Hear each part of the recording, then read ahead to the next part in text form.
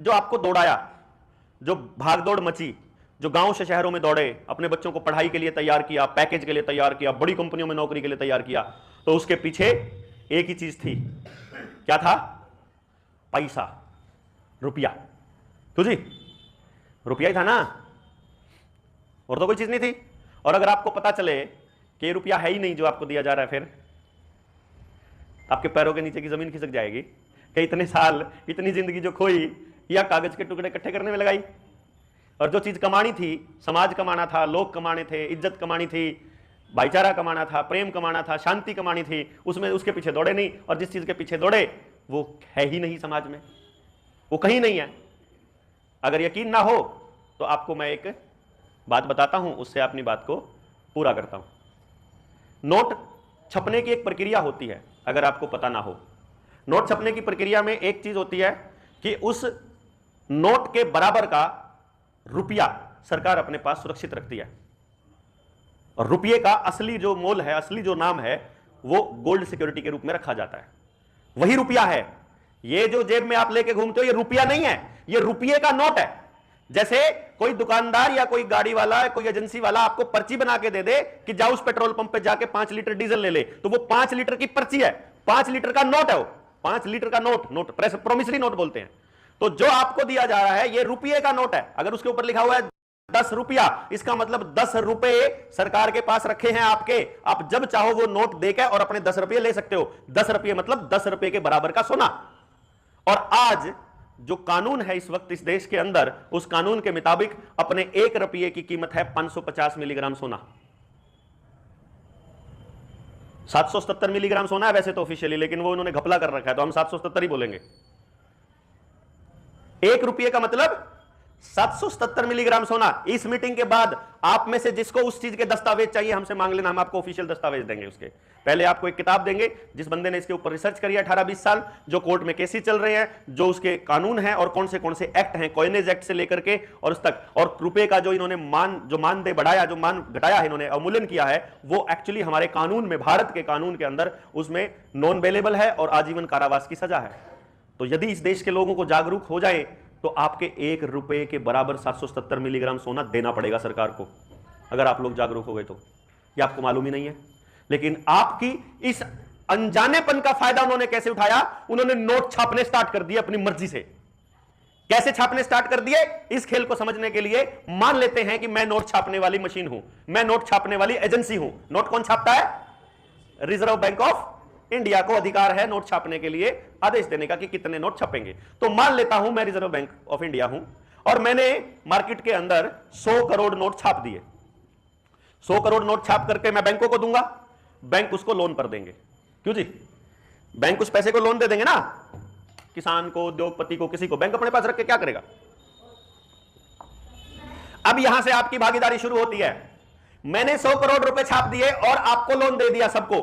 100 करोड़ रुपए मार्केट में है, मैं कितने का मालिक हूं? 100 करोड़ का। आपसे जब मैं पैसा ले रहा कहूंगा मेरे पैसे दो, तो कितने का मालिक हूं मैं? 100 करोड़ का।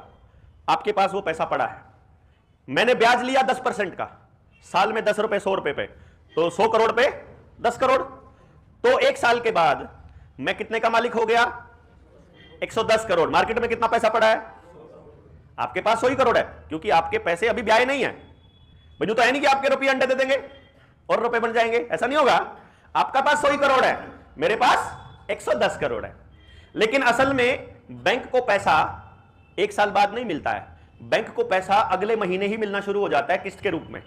और जैसे ही अगले महीने आता है बैंक उसको फिर ब्याज पे दे देता है, फिर अगले महीने आता है फिर ब्याज पे देता है। इस तरीके से बैंक ब्याज के ऊपर ब्याज लेता रहता है।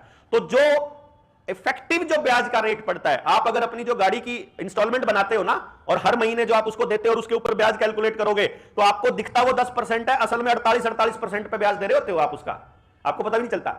तो असल में बैंक का जो इफेक्टिव जो परसेंटेज का रेट है वो लगभग 50% पड़ता है। और आप में से जिसने भी फाइनेंस का काम करा हो उसको मालूम है कि लाख रुपए में 10 लाख की टोपी घुमाई जा सकती है बड़े प्यार से। क्यों जी? सबको मालूम है ये, क्योंकि ब्याज का रुपया होता नहीं, वो हवा हवा में होता है, कागज कागज में आकर होता कितने भी नहीं हो। मिल गया ना मिल गया। ठीक है जी, ठीक है जी। जो ब्याज में डील करते हैं उनको सबको पता है। अब क्या होता है, 50% का रेट है। अब मैंने पहले साल 100 करोड़ रुपए छापा, तो मुझे महीने दर मिलके और ऐसे करके एक साल के बाद 50% के हिसाब से मेरे कागज में बही में लिखा गया 150 करोड़। तो मैं कितने का मालिक? 150 करोड़ का। 100 करोड़ तो थे ही वो मेरे, 50 और आ गए, तो मैं 150 करोड़ का मालिक। लेकिन मार्केट में रुपया कितना है? 100 करोड़। अब ये जो पहले साल में 150 करोड़ हो गया, अगले साल में ये 150 का दुगुना होने वाला है, 1.5 गुना होने वाला है, 225 करोड़ रुपया हो गया दूसरे ही साल में। और मार्केट में कितना रुपया है? वही 100 करोड़।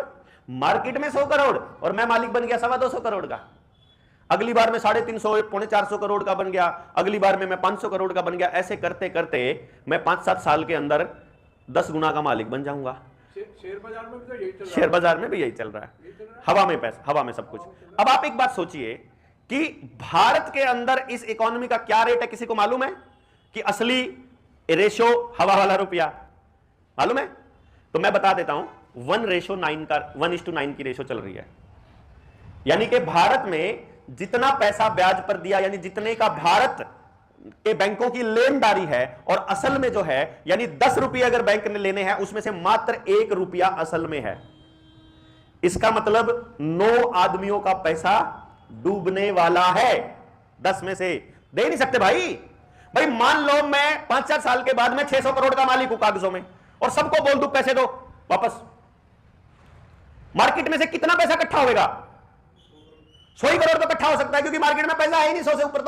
तो मैं जब इनके पास जाऊंगा कि जी पैसा दो मेरा, अब इनके पास पैसा है नहीं क्योंकि इन्वेस्ट कर रखा है, तो वो क्या कहेंगे भाई साहब को, जी भाई साहब दो, मुझे थोड़ा सा दो, जुगाड़ करके महीने 2 महीने में दे दूंगा, अभी तो बैंक का चुकता करूं, तो इनसे ले लेगा। अब ये इनके पास कुछ नहीं बचा, इनको देना पड़ेगा, तो फिर ये उनसे मांगेंगे, उनसे थोड़ा थोड़ा मांगेंगे, तो सारे थोड़े थोड़े खाली हो जाएंगे। तो सिर्फ 10% लोग ही दे पाएंगे, उसके बाद बाकी सब खाली।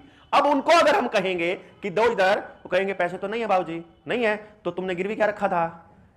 मकान, जमीन, कार, डंगर, फ्रिज, कूलर, पुरानी कार, गोल्ड, कुछ भी रखा था, अब देना पड़ेगा। और आपको जान करके खुशी होगी, यही कारण है कि आज आपके पास दिन में अगर 100 कॉल आती हैं, तो उनमें से 10 कॉल तो इस बात की आती है कि लोन ले लो, लोन ले लो, डंगर पे ले लो, सोने पे ले लो, पुरानी कार पे ले लो, नई कार पे ले लो, फ्रिज पे ले लो, घर पे ले लो, पहले ले रखा हो एक और ले लो, उसने उतार के एक और ले लो, लोन ले लो। आती है ना? क्योंकि वो आप तो मेहनत करके कमाते, वो तो छापते हैं, और उनको ये मालूम है कि हमको केवल एक आदेश पारित करना है कि पैसे दो, और सबके हाथ खड़े होने वाले हैं। अब एक बात समझिए, अगर आपका पैसा आप चुका नहीं पाएंगे, तो आपकी जमीन किसकी हो जाएगी? बैंक की हो जाएगी। और जब बैंक रिलायंस का हो जाएगा तो किसकी हो जाएगी? इसीलिए बैंक प्राइवेटाइज होने वाले हैं, क्योंकि आपकी सारी की सारी जमीन बैंकों के पास गिरवी हो चुकी है। पूरे समाज का सब कुछ गिरवी रखा हुआ है इस टाइम पे। आपके जोड़ की जमीन, आपकी गली को पाड़ करके इंटरलॉकिंग वाली जो टाइलें लगी थी, वो इसीलिए लगी थी कि वो गली बेच चुके हैं। ये जो सड़कें टूट टूट के दोबारा बनाई जा रही हैं, बड़े बड़े 4 लेन और 8 लेन रोड बनाए जा रहे हैं, ये जो सब कुछ नया बनाया जा रहा है, ये सब कुछ पुराना गिरा के बनाने के पीछे खेल वो लोन वाला पैसा लगाया जा रहा है कि वो सारी जमीनें बैंकों की हो चुकी है और बैंक प्राइवेटाइज होने वाले हैं। मतलब आपके देश की छोटी से लेकर बड़ी प्रॉपर्टी केवल 4 उद्योगपतियों के पास जाने वाली है। अगर आपको इसमें भी डाउट लग रहा हो तो फिर हम कुछ नहीं कर सकते साहब। फिर तो यही है कि जैसे आज चिल्ला रहे हैं, कल भी चिल्ला लेंगे, परसों भी चिल्ला लेंगे, और फिर आखिर में जब कुछ नई बस की बात हुई तो कम से कम शांति से मर सकेंगे कि भाई जो हमारे बस में था हमने पूरा करा है। हाँ ठीक है जी। तो अब अगर आपको यह लगता हो कि यह लड़ाई आपकी कल्ले की है या मेरी कल्ले की है, तो फिर ये बहम है। सबकी लड़ाई है, सबका नाश होने वाला है। और अगर आपको यह लगता हो कि हमारी तो जिंदगी होली, हम तो देखी जाएगी, थोड़ी सी रह रही है, हमारे बालक देखेंगे, तो एक बार पिछले फिर 2-3 साल का कार्यक्रम